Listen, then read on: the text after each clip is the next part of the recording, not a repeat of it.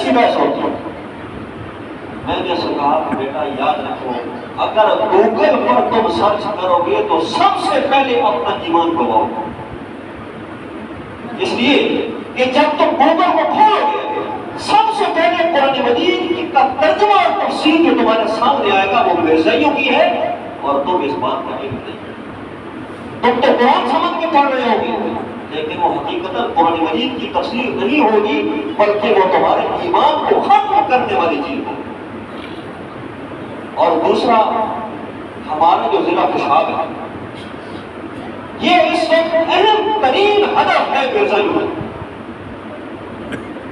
اس وقت وہ بڑی بڑی جگہوں پہ جگہ خرید رہے ہیں، اور وہ جگہ جہاں پر چند ٹکوں سے چیز جگہ ملتی ہے وہ ہزاروں اور لاکھوں میں وہ جگہ لے لیتے ہیں، اور ہمارا ضلع اس لپیٹ میں ہے، خاص کر یہ جو اڈے پر مرد کرانہ اسٹور ہے مرزائی ہے۔ ہمارے پیارے پیغمبر حضرت محمد مصطفیٰ صلی اللہ علیہ وسلم کے گستاخ ہیں، اللہ کی قسم ان کی ساری صلاحیتیں آپ کے خلاف لگ رہی ہیں۔ مسلمان جاتا ہے 4 پیسے کے لیے اور جا کے ان سے سودا خریدتا ہے اور کہتا کیا ہے کہ جی ہمارے مسلمانوں سے تو وہ اچھی ہے۔ یاد رکھو، اس کے کہنے سے ایمان نہیں بچے گا، ایمان ہوا ہو جائے گا۔ اتنی غفلت ہو گئی۔ ابھی یہ فیصل آباد کے علاقے میں میرے ایک بڑے قریبی دوست ہیں، ہم اکٹھے 8 سال پڑھتے رہے۔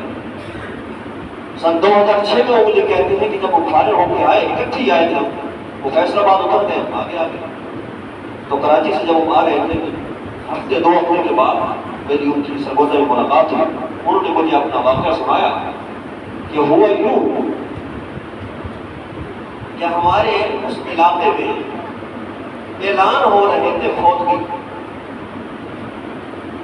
کہ فلاں صاحب کا فلاں کا بیٹا یا فلاں کا بھائی یا باپ فوت ہو گیا ہے اور اس کا جنازہ نکلنے نہیں ہوتا۔ کہتے میں گھر سویا ہوا، میں نے سنا تو میرا تو دل جو ہے اس وقت دھڑکنے لگا کہ وہ تو بدبخت مرزائی ہے، اور لوگ اگر اس کا جنازہ پڑھیں گے تو ان کا ایمان بنا رہے ہیں۔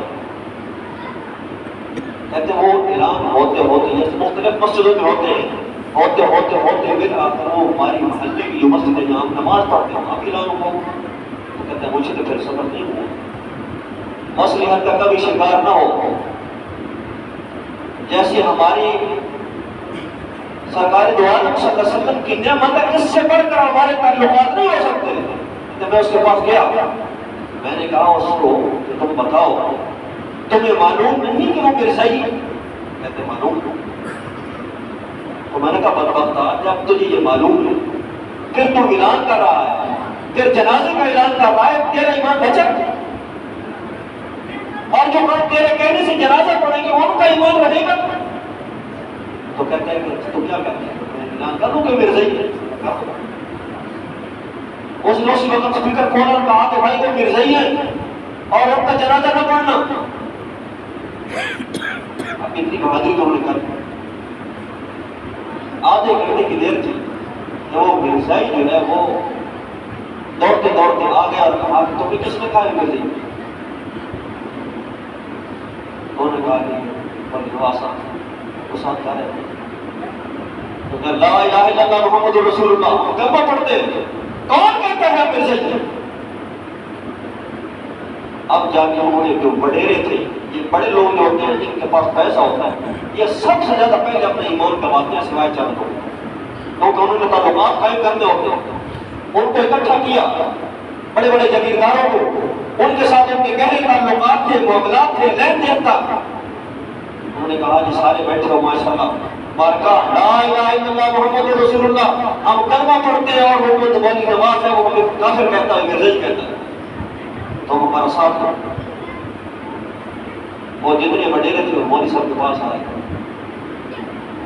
مولوی صاحب کو کہا کہ مولوی صاحب تمہیں شرم نہیں آتی؟ مولوی کو ویسے دبا دیتے کہ تم ایک مسلمان کو کافر کہتے ہو، وہ ہمارے سامنے کلمہ پڑھتے ہیں۔ تو مولوی صاحب نے کہا کہ یہ کہ تمہاری بات ہماری کہ یہ کہ تمہیں سمجھ ہی کچھ نہیں ہے، کلمہ پڑھنے سے آدمی صرف مسلمان نہیں ہوتا، جا کے تم ان کو کہو کہ کلمہ پڑھو، اور اس کے بعد تم تو کہو کہ تم یہ کہو کہ اللہ تبارک و تعالیٰ کے پیارے پیغمبر حضرت محمد مصطفیٰ صلی اللہ علیہ وسلم آخری پیغمبر ہے۔ اس کے بعد مرزا غلام قادیانی کی جو نبوت کا دعویٰ کیا وہ لانتی ہے اور جھوٹا ہے، یہ جا کے ان کو کہو۔ وہ آ گیا، انہوں نے اکٹھا کیا، انہوں نے کلمہ پڑھو، کلمہ پڑھا۔ کلمہ پڑھنے کے بعد انہوں نے تم کہو کہ اللہ تبارک و تعالیٰ کے پیارے پیغمبر حضرت محمد مصطفیٰ صلی اللہ علیہ وسلم آخری پیغمبر ہے، آپ کے بعد جس نے نبوت کا دعویٰ کیا وہ جھوٹا ہے، کذاب ہے۔ انہوں نے کلمہ تو پڑھا، دوسری بات انہوں نے کہا کہ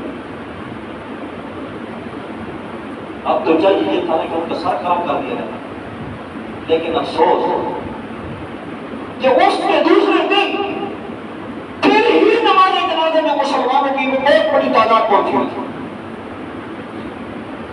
وہ مولوی صاحب جاتے ہیں قبرستان کے باہر چیختا رہا اور یہ کہتا رہا کہ خدا کا نام ہے ان کا جنازہ نہ پڑھو، ان کا جنازہ پڑھو گے تو تمہارا ایمان ختم ہو جائے گا۔